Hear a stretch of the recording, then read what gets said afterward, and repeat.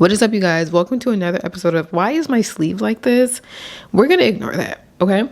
Welcome to another episode of There's Room to Bloom. I'm really happy to be here. I haven't been here in a while because I've been sick, and then I recently had a birthday, so happy birthday to me, period.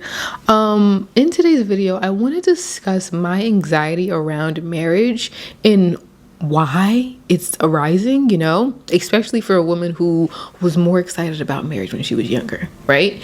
I think that's what makes it such an interesting topic for me.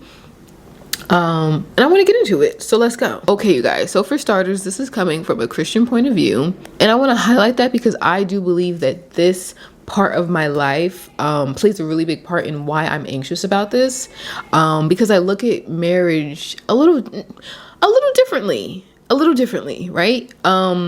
So I've been absent for 3 years, and I'm supposed to be going on 3 years in June. I was supposed to be going on 5 years in September, but I had a little mishap and some things happened, so yeah, right? I messed up around 1.5 years, right? And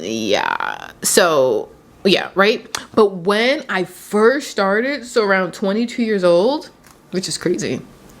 Yeah, around 22 years old-ish, right? I was so excited to be married. And as I look back, the only reason I was excited to be married is because I'm not a virgin, but, I stopped being intimate and I started walking with Christ seriously. And one of the things that he convicted me about was, bumping uglies with people that weren't my husband, right? So the only reason why I wanted to get married as quickly as I did, because I wasn't doing the thing that I used to do, right? And I guess I just wasn't getting the attention from men that I used to get. Not saying of course compliments or whatever, but like an intimate type of connection, an intimate type of attention where, the calls, the texts, the dates, etc. Because the men at the time that wanted to pursue me in that way also wanted to be intimate with me. And me trying to just be upright and walk in this light in this direction with Christ, I'm like, I can't do that because you're gonna mess me up a little bit, right? So there's that, right? However, as I've gotten older, you would assume that I would be more anxious. Well, I guess anxious in a sense, but anxious to be married, right? Like I'm looking at this time as crunch time because the woman and the biological clock. It is a thing, but as long as we're taking care of our bodies, etc., God's will is God's will. The biological clock, or just people making commentary about if a woman is single at a specific age, she's there, like there's something wrong with her, right? So all those stigmas and being scared of, I guess, how society would look at a woman that is single. But for me, I don't know what it is, but I'm intimidated for marriage because I feel like this is going to call another version of me. I know that I could be pretty set in my ways. Like, for instance, if I'm upset about something, I'm upset and I'm not talking to you until I'm ready to talk to you.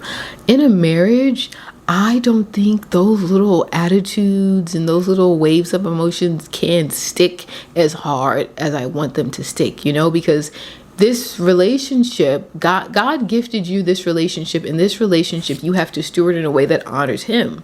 So if you're not stewarding this relationship in a way that honors him, then it's like you're not doing what you need to do in your relationship with God, if that makes sense, right?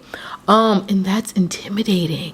Like, it's one thing to have, me and God, that's our relationship, but then you add in another person, and I have to, even when I'm mad, let's say I'm making dinner. Let's say hubby just got me tight, right? And I'm, making my plate, and I hear a voice like, make your man's plate as well, right? That's God's voice, that's Jesus Christ's voice, Holy Spirit's voice, whoever's voice you want it to be, right? Make your husband's plate as well. And I say to myself, I'm not making his plate. He can make his own plate. Like, he just got me. No, you can't do that. You have to die to yourself in this. And that's intimidating. Like, listening to someone else's opinion and also having that person, mirror mirror your faults to you, and not in a way that, hopefully not in a way that makes you feel lesser about yourself, but, just being upfront, like having someone that close in proximity to you and seeing your shortcomings or things you're good at or whatever, that's scary. You know what I mean? Like, that's scary. Like having someone so close to you, like, you're not doing what you need to do. Did you pray today? Did you do what you needed to do today? Did you work on what you needed to work on today? Like, for instance, this right here. I was been supposed to make a video. Even though in the beginning of the video, I said I was sick and it was my birthday. Yes, but I was still scrolling on TikTok. I was still kikiing on the phone. I was still doing what I needed to do. Well, not what I needed to do, what I wanted to do.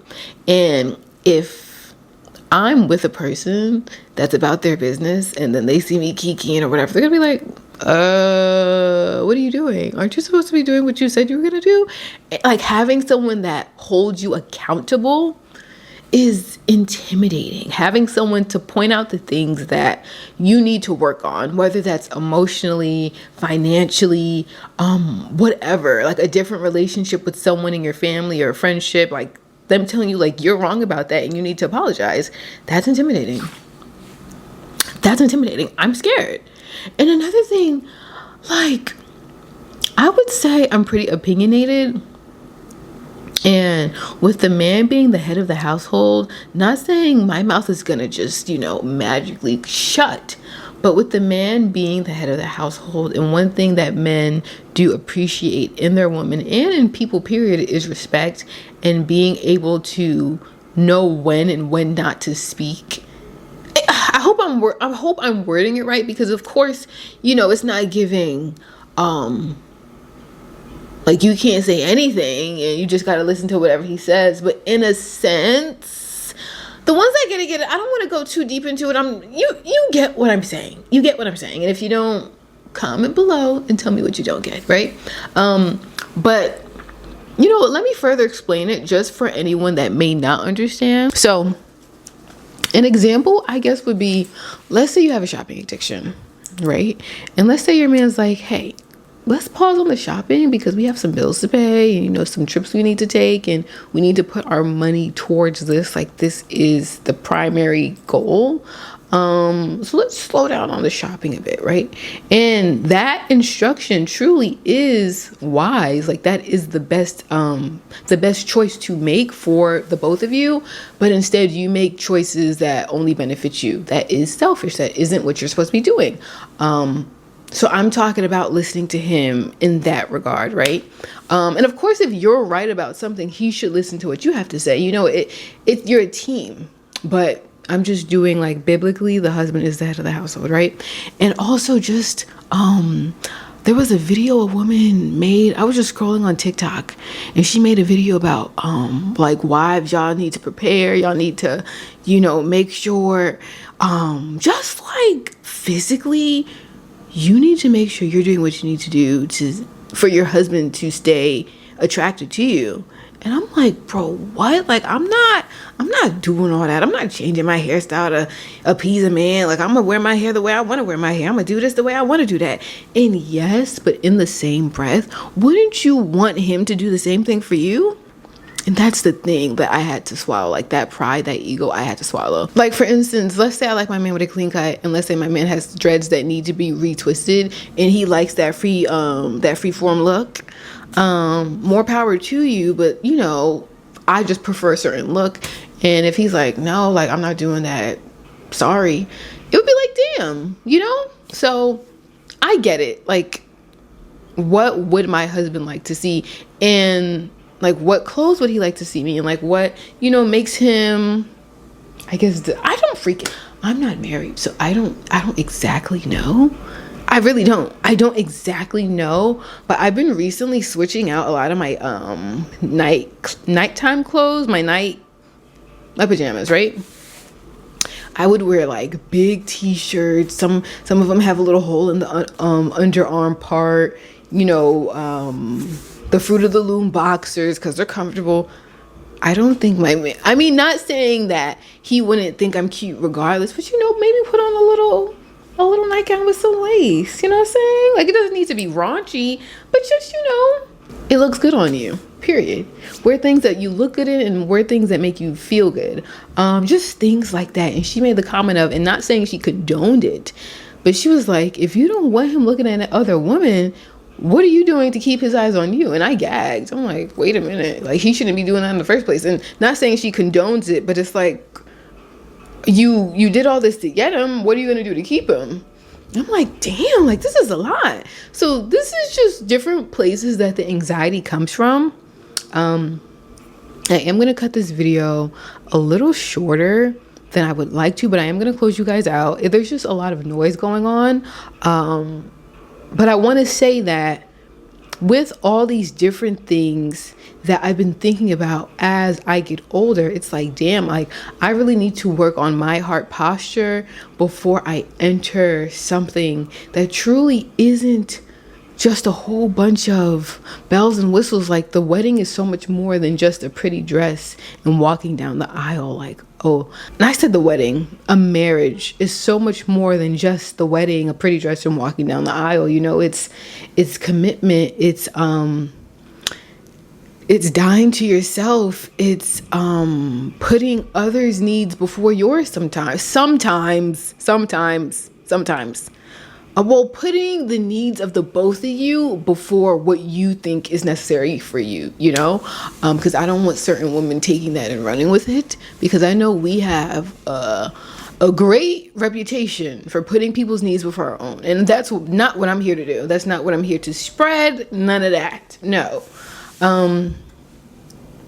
Yeah, but I also wanted to say that also with the whole looking good thing, our bodies are a temple. And we need to treat them as such. Forget a man. For us to be here for a good time, well, a long time, and not just a good and a long time, right? We need to take care of our body. Our bodies are a temple. We need to watch what we're putting in our body. You know, like, I broke out a little bit over the weekend because I was eating a whole bunch of dairy. That doesn't do my body good. It doesn't. Like, what are you putting in your body? How does it make you feel? Like, you know what I'm saying? Like, and all that will show. So, yeah. I hope you guys enjoyed this video. Let me know what you guys think. Are you guys excited to jump the broom, or you're anxious like me? I'm excited, but it's like, damn, you know? So yeah, you guys, I will see you guys. My freaking thing is blinking, so I gotta go. I will see you guys in my next video. Peace. Masani is... So the video closed out early, and you guys deserve a proper ending. So here we go. Until next time, Masani.